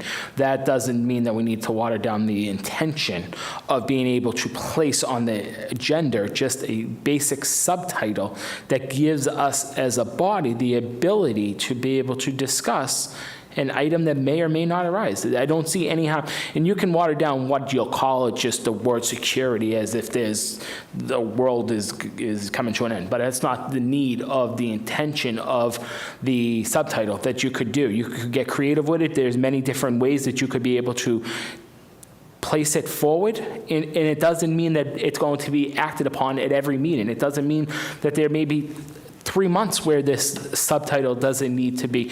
But we have these subtitles on our agenda that we might as well remove them. If there's no reason to have those either, we might as well remove those. It doesn't harm us to have these subtitles here, right? And it doesn't harm us to have an additional one that talks on the big premises of what Ms. Sani is offered. And if we don't utilize it for a whole year, we don't utilize it. But I don't see the harm in being able to put forward a subtitle on our agenda. But again, if Ms. Sani's wishes to refer back to sponsor, I'll support that. But I want to make it very clear that I fully support our new Director of Security. Okay, I have a motion that's been made and seconded to refer back to sponsor. All those in favor? Aye. Those opposed? Roll call vote. Mr. Barrows. Yes. Mr. LaMonica. Yes. Mr. Marcus. Yes. Mr. McLaughlin. No. Ms. Sarni. Yes. Madam Chair. Yes. Motion has been 5 in the affirmative, 1 in the negative. Motion has passed. I would ask the superintendent to read the next order of business. Thank you. Item number 2 is to request an update from the superintendent on additional classroom space for the 2022-2023 school year, and this was submitted by Vice Chair McLaughlin. Madam Chairwoman, I'd make a motion that we refer this to a committee of the whole to be called relatively soon to be able to discuss. I know there has been a lot of conversation regarding needed space and how we are able to provide some of that hopefully before the incoming school year. So I would ask to make a motion that we refer this to a committee of the whole, invite up the mayor's administration, invite up superintendent's recommendation of some of her administrators, if she could help us with who might be able to provide some information for us on different conversations that they're having on this matter. But I think it's something that we should discuss in greater detail. So I make a motion that we refer this to a committee of the whole meeting. I have Mr. Marcus. On the motion. Oh, is this broken? Oh, I break everything. I wanted to ask the superintendent a question. Number one, we discussed, I was told Pope John was sold, but I don't, did you, I don't, I hear it being thrown around still from the city council. Maybe they don't know. This is from the mayor. I asked him. He said it was sold. Okay, but then we were going to put some in the Cavarian school. Remember the module? Is that feasible? No, so we are reconfiguring the Cambridge Health Alliance space in the Cavarian, and also another thing that we had asked for this body's approval on was to create an area for the Connections Academy, and so we're doing with that with the storage space from the high school. So those 2 projects that I've brought to this body and that have been approved are moving forward. And other than that, I actually have no other updates to provide. But I'm very willing to have conversations with the city or whoever regarding additional space. At this point, we're doing what we can with what we've got. Thank you. So a motion, do I have a second on the motion? I'll second the motion. To send it to a committee of the whole. Ms. Sani. My concern is, he said immediately. We couldn't even get a staff a few weeks ago to try to get a meeting together. And I understand people are sick, that's an exception, but we have to make sure everyone can come. Once they say they come and then they don't show up, then we don't have a quorum, So we have to figure out when you're going to do this. July and August, people are on vacation and trying to get everyone together. That's one thing, but. Madam Chairman, I'll make a motion to refer the piece problem. back to sponsor. We won't have a discussion before the beginning of the school year. I'll withdraw my motion. Do I have a second?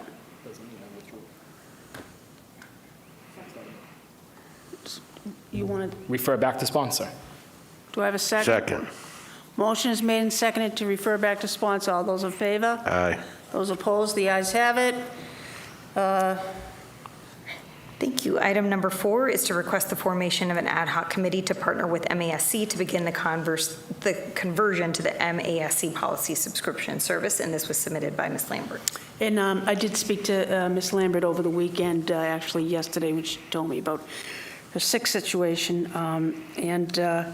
Basically, she's asking us to, myself as the chair, to form an ad hoc committee to align our policies with the Mass Association of School Committee policies. This is basically what the request is, and I would ask for favorable action. So move. Motion is made and seconded for favorable action on the item. All those in favor? Aye. Aye. Those opposed? The ayes have it. You're so moved.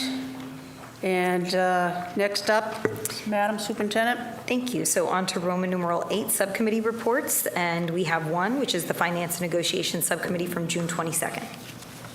I'd like to, Madam Chairman? Oh, yeah, I'm sorry. I was just looking over for him. I'd like to accept and approve the bills and payrolls of $2,064,461.70. Can't leave yet. Mike, you can't. We don't have a quorum. We don't have a quorum. We don't? Mike, we don't have a quorum.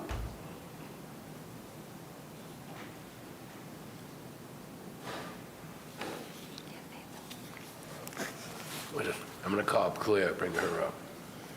Okay. Since we no longer have a quorum, we'll have to table that matter, and this meeting's adjourned. Nice seeing me.